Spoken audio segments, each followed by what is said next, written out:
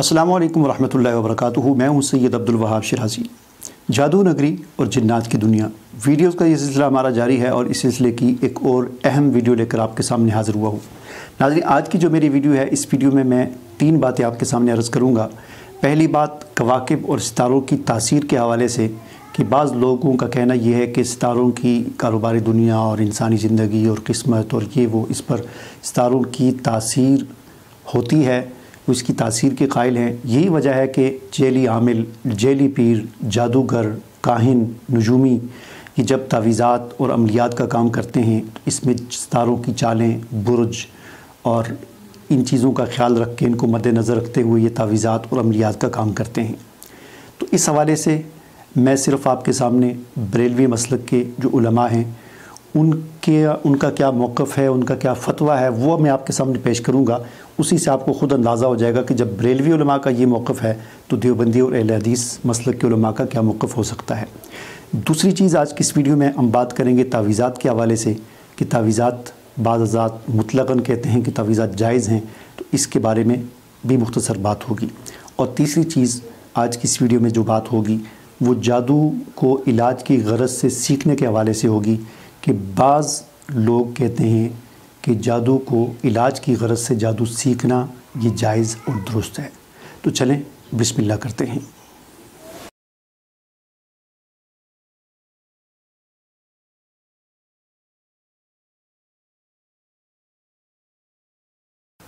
नाज़रीन, कवाकिब सितारों की तासीर के हवाले से सबसे पहले एक हदीस आप मुलाहिज़ा फ़रमाएँ। अबू दाऊद शरीफ की हदीस है। हुज़ूर नबी करीम सल्लल्लाहु अलैहि वसल्लम ने फ़रमाया, मन इक्तसब इल्मम मिनन नुजूमी इक्तसब शुअबतुम मिनस सिहरी ज़ादा मा ज़ादा। हुज़ूर अलैहिस्सलातु वस्सलाम ने फ़रमाया कि जिसने सितारों का इल्म सीखा गोया उसने जादू का एक हिस्सा सीख लिया, फिर वो सितारों के इल्म में जितना आगे जाएगा उतना ही उसके जादू के इल्म में इजाफ़ा होता चले जाएगा। अब ये सितारों के इल्म के हवाले से एक बात याद रख लें जिसको उलमा ने बड़ी तफसील के साथ और बड़ी वज़ाहत के साथ इसको बयान किया है कि सितारों का एक इल्म वो है कि जिसके ज़रिए हम रास्ते मालूम करते हैं, जिसे फ़ल्कियात का इल्म कहा जाता है या साइंसी इल्म जिसे कहा जाता है। हमें औक़ात नमाज का पता चलता है, हमें रास्तों का पता चलता है, हमें दिन और रात का पता चलता है। ये चीज़ अलग है, ये जायज़ है, ये दुरुस्त है।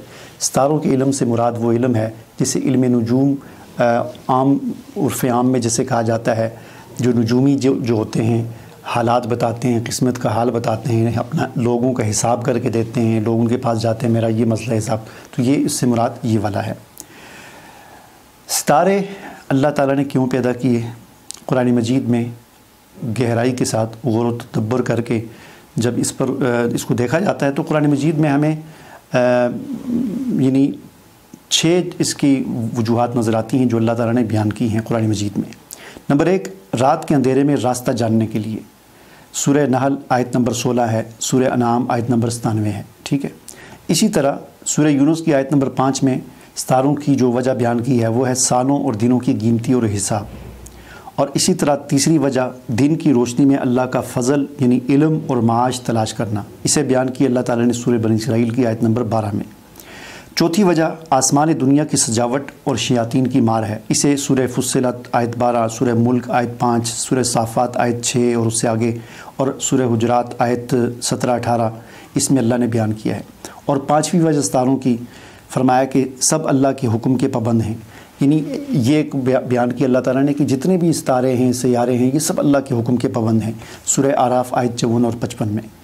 और छठी वजह फरमाया कि सबसे एक अहम बात जो कुरान मजीद में बयान की गई है वो ये है कि सूरज और चाँद भी ख़ुद कुछ नहीं कर सकते, और इस बात को अल्लाह ताला ने सूरह यासीन की आयत 39 और 40 में बयान किया। अब इन आयत को अगर मैं पढ़ूँगा, इनका तर्जुमा और तफसीर करूँगा तो वीडियो बहुत लंबी हो जाएगी। मैंने आपको हवाले बता दिए, ख़ुद ही आप इनका तर्जुमा और तफसीर आप किसी में देख सकते हैं, ठीक है।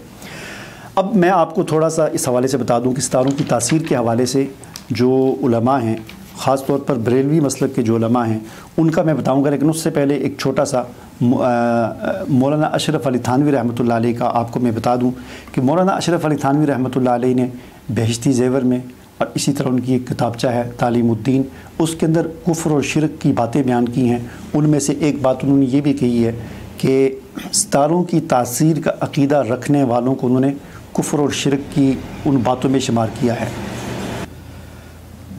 ناظرین، بریلوی مسلک کے امام احمد رضا خان بریلوی، انہوں نے فتاوی رضویہ جو ہے اس کی جلد نمبر 3 ہے، صفحہ نمبر 699 ہے، پبلشر رضا فاؤنڈیشن لاہور ہے، اس میں وہ فرماتے ہیں کہ تدبیر عالم سے کواکب کے لیے کچھ نہیں کہا گیا اور نہ ان کے لیے کچھ تاثیر ہے، ٹھیک ہے۔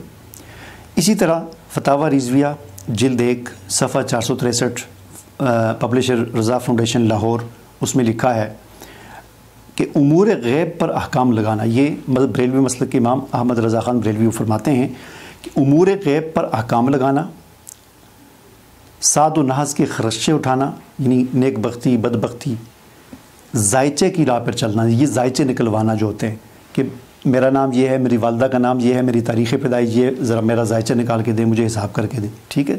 تو یہ ذائچے کی راہ چلنا، اوتاد اربع تالے رابع عاشر سابع پر نظر رکھنا، زائلہ مائلہ کو جانچنا پرکھنا شرعاً ناجائز ہے اور اعتقاد کے ساتھ ہو تو قطعاً کفر ہے، یعنی یہ کام کرنا شرعی طور پر ناجائز ہے۔ یہ ساری چیزیں ذائچے نکلوانا، اسی لیے ہم کہتے ہیں کہ والدہ کے نام بتا کر، تاریخ پیدائش بتا کر یہ جو لوگ پوچھتے ہیں تو یہ ذائچے نکالتے ہیں، یہ شرعاً ناجائز ہے۔ یہ بریلوی مسلک کے امام احمد رضا خان بریلوی فرماتے ہیں، اور اگر ان پر اعتقاد ہو، پوچھنے والے کو بھی اعتقاد ہو اور یہ بتانے والے کو بھی اعتقاد ہو ان کے سچا ہونے پر اور درست ہونے پر یقین ہو، تو یہ فرماتے ہیں کہ اعتقاد کے ساتھ ہو تو قطعاً کفر ہے، ٹھیک ہے۔ اب آتے ہیں جی مفتی منیب الرحمان صاحب مدد ذلہ علی، کراچی میں ہوتے ہیں اور بہت بڑا ان کا ادارہ ہے، بہت بڑے عالم دین ہیں۔ وہ فرماتے ہیں کہ رسول اللہ صلی اللہ علیہ وسلم کا یہ فرمان کہ ستاروں کی کوئی اصل نہیں ہے، اس کا معنی یہ ہے کہ نجومیوں کے یہ نظریات کہ ستاروں کی چالیں انسانی زندگی پر اثر انداز ہوتی ہیں، یہ سب باتیں شریعت کی نظر میں بالکل باطل ہیں۔ یہ ہو گیا مفتی منیب الرحمان صاحب کا۔ اور آخر میں آپ کو علامہ اقبال کا یہ شعر سنانا چاہتا ہوں۔ وہ فرماتے ہیں، ستارہ کیا تیری تقدیر کی خبر دے گا، ستارہ کیا تیری تقدیر کی خبر دے گا، وہ خود فراخی افلاق میں ہے خوار و زبون۔ تو اپنی تقدیر کی خبریں، قسمت کی حال، والدہ کا نام بتا کر، تاریخ پیدائش بتا کر، اس ذائچے نکلوا کر یہ معلوم کرنا، یہ حساب کروانا، یہ کیا بتائے گا ستارہ تیری تقدیر کی خبر، وہ خود فراخی افلاق میں ہے خوار و زبون، ٹھیک ہے۔ یہ تو ہو گیا ایک بات جو میں نے مختصر اختصار کے ساتھ آپ کے سامنے پیش کر دی کہ بریلوی مسلک کے علماء کا یہ موقف ہے۔ اسی سے آپ اندازہ لگا لیں کہ دیوبندیوں کا کیا ہوگا اور اہل حدیثوں کا موقف کیا ہوگا۔ اب آتے ہیں دوسری بات کی طرف کہ تعویذ کرنا، کہتے ہیں جی تعویذ کرنا جائز ہے۔ تو بھائی تعویذ کرنا، سب سے پہلے تو یہ سمجھ لیں تعویذ کیا ہے۔ تعویذ یہ مشتق ہے اعوذ یعوذ سے، پناہ بمانے پناہ مانگنا، پناہ لینا یا کسی کی پناہ میں آنا، اسی سے ہے اعوذ باللہ، اسی سے ہے قل اعوذ برب الفلق، قل اعوذ یہ اعوذ، یہ پناہ میں آنا یا پناہ لینا یا پناہ مانگنا، یہ سب اسی سے ہیں۔ تو تعویذ کسی یعنی پناہ میں آنا یا پناہ میں دینا، یہ تعویذ جو ہے مطلقاً جائز نہیں ہے، ٹھیک ہے۔ یعنی کوئی یہ اگر یہ کہتا ہے بس یہ ویسے ہی کہہ دے تعویذ جائز ہے، تعویذ جائز، ایسی بات نہیں ہے۔ تعویذ پہلی بات تو یہ ہے کہ امت کی علماء کی ایک بہت بڑی تعداد تعویذ کے جواز کی قائل نہیں ہے، ٹھیک ہے۔ وہ تو کہتے ہیں کوئی تعویذ شویذ جائز ہی نہیں ہے۔ جو حضرات تعویذ کے جواز کے قائل ہیں بھی، بریلوی مسلک کے ہوں یا دیوبندی مسلک کے، اگر ہیں بھی جواز کے قائل ہیں بھی، تو انہوں نے اس کی کچھ شرائط بیان کی ہیں کہ ان شرائط کے ساتھ تعویذ جائز ہے۔ وہ شرائط کیا ہیں، اختصار کے ساتھ میں آپ کے سامنے رکھتا ہوں۔ پہلی شرط یہ ہے کہ کسی جائز مقصد کے لیے ہو، تعویذ کسی ناجائز مقصد کے لیے نہ ہو، جائز مقصد کے لیے ہو۔ جائز مقصد، اب آپ کے پاس کوئی آتا ہے کہتا ہے جی میری ساس مجھے بڑی تنگ کرتی ہے، مجھے کوئی تعویذ دیں۔ اب آپ کو کیا پتہ کہ اس کے یہ جائز مقصد ہے یا ناجائز مقصد ہے، ٹھیک ہے۔ ہو سکتا ہے یہ تعویذ جو مانگنے کے لیے آپ کے پاس آئے یہ خود ہی ظالم ہو، یہ عورت خود ہی ظالم ہو، ہاں جی، یا میرے ساتھ فلاں نے یہ کر دیا۔ تعویذ کرنے والے کو کیسے یہ پتہ چلتا ہے کہ یہ جائز مقصد کے لیے کر رہا ہے یا ناجائز مقصد کے لیے کر رہا ہے، ٹھیک ہے۔ پہلی سوال تو یہاں پر اٹھتا ہے۔ تو تعویذ کسی جائز مقصد کے لیے ہو۔ نمبر 2، مؤثر بالذات نہ سمجھا جائے، تعویذ کو اس کاغذ کی پرچی کو مؤثر بالذات نہ سمجھا جائے، یا اس کے اندر لکھے ہوئے الفاظ کو مؤثر بالذات نہ سمجھا جائے۔ اور تیسری شرط یہ ہے جو سب سے اہم شرط ہے کہ تعویذ قرآن و حدیث یا اسماء و صفات پر مشتمل ہونا چاہیے، ٹھیک ہے، اس کے اندر قرآن کی آیت ہو یا حدیث کے الفاظ یا دعائیں وغیرہ وہ ہوں اس کے اندر، اس پر مشتمل ہونا چاہیے۔ عربی یا کسی اور زبان کے ایسے الفاظ پر مشتمل ہو جن کا مفہوم واضح ہو، جس کا مفہوم واضح ہو۔ اگر مفہوم واضح نہیں ہے تو ایسا تعویذ جائز نہیں ہے۔ اب آپ یہاں پر سوال میں پوچھتا ہوں ان عاملین سے، عوام کو تو چھوڑیں بیچاروں کو، میں ان عاملین سے اور ان تعویذ لکھنے والوں سے یہ سوال پوچھتا ہوں کہ جو تعویذ آپ لکھ کے دیتے ہیں، خاص طور پر نمبروں والے جو تعویذ لکھ کے دیتے ہیں، آپ کو کیا پتہ کہ ان نمبروں کی کیا کوڈنگ ہے، کیا مطلب ہے؟ بس آپ نے کتاب میں دیکھ لیا جی، کتاب میں لکھا ہوا ہے جی یہ نمبر ہیں تو لکھ کے دے دیں، یا کہیں لکھا ہوا ہے یہ سورہ اخلاص کا نمبر ہے، تعویذ ہے، اس کی کوڈنگ ہے، تو آپ نے کیا کبھی چیک کیا؟ یا محض آپ نقل کر رہے ہیں، بس کتاب میں لکھا ہوا ہے تو آپ وہ نمبر آگے لکھ کے دے رہے ہیں، ٹھیک ہے؟ اور بالفرض چلیں ہم مان لیتے ہیں جی یہ جو نمبر لکھے ہوئے سورہ اخلاص کے ہی نمبر ہیں، ہم فرض کر لیتے ہیں، تو یہاں پر سوال یہ پیدا ہوتا ہے، ایک آدمی کو آپ لکھ کے دیں قل هو اللہ احد اللہ الصمد لم یلد ولم یولد ولم یکن لہ کفوا احد، اور دوسرے آدمی کو اسی کے آپ نمبر لکھ کے دیں، تو تاثیر کس میں زیادہ ہوگی؟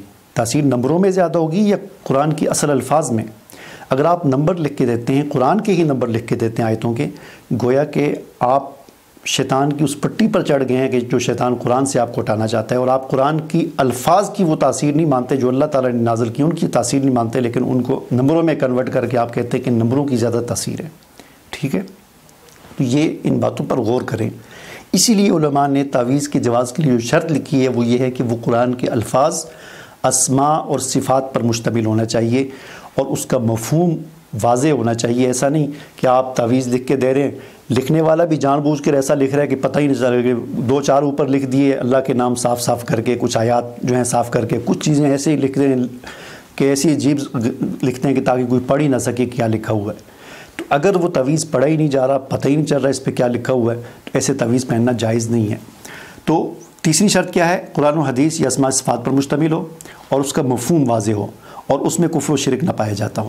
جیسے کہ حدیث میں آتا ہے کہ دم کے حوالے سے بعض روایات میں دم کو ناجائز کہا گیا ہے، بعض میں جائز کہا گیا، علماء نے ان کو تطبیق کی، جمع کیا، آخرکار نتیجہ یہ نکالا کہ ایسا دم، ایسا رقیہ کہ جس میں کفر و شرک نہ ہو جائز ہے۔ چنانچہ اس کی وضاحت ایک حدیث میں بھی ہوتی ہے، مسلم شریف کی حدیث ہے، آپ پر حضور صلی اللہ علیہ وسلم نے فرمایا کہ عارضو علیہ، مجھ پر اپنے جھاڑ پونک جو ہے اس کو مجھ پر پیش کیا کرو، جو تم رقیہ کرتے ہو، دم کرتے ہو، جو الفاظ پڑھتے ہو وہ مجھ پر پیش کیا کرو، جب تک کہ اس میں شرک نہ ہو تو یہ پھر اس میں کوئی حرج نہیں، آپ کر سکتے ہو، ٹھیک ہے؟ تو اس سے یہ پتہ چلا کہ یہ قرآن و حدیث کے الفاظ پر، اسماء و صفات پر مشتمل واضح مفہوم کے ساتھ یہ چیزیں ہوں تو جائز ہیں۔ اب نمبروں کا جواز کہاں سے آ گیا اس میں سے؟ ٹھیک ہے نا، یہ نمبروں والا کام سارا وہی نجومیوں والا کام ہے، اس کی جواز کی کوئی جو ہے وہ نہیں ہو سکتی۔ اور تیسری بات کی طرف ہم آتے ہیں، تیسرا جو موضوع ہے ہماری اس ویڈیو میں وہ ہے جی، بعض حضرات یہ کہتے ہیں کہ یہودی جادو کیا کرتے تھے، ان کا جادو کا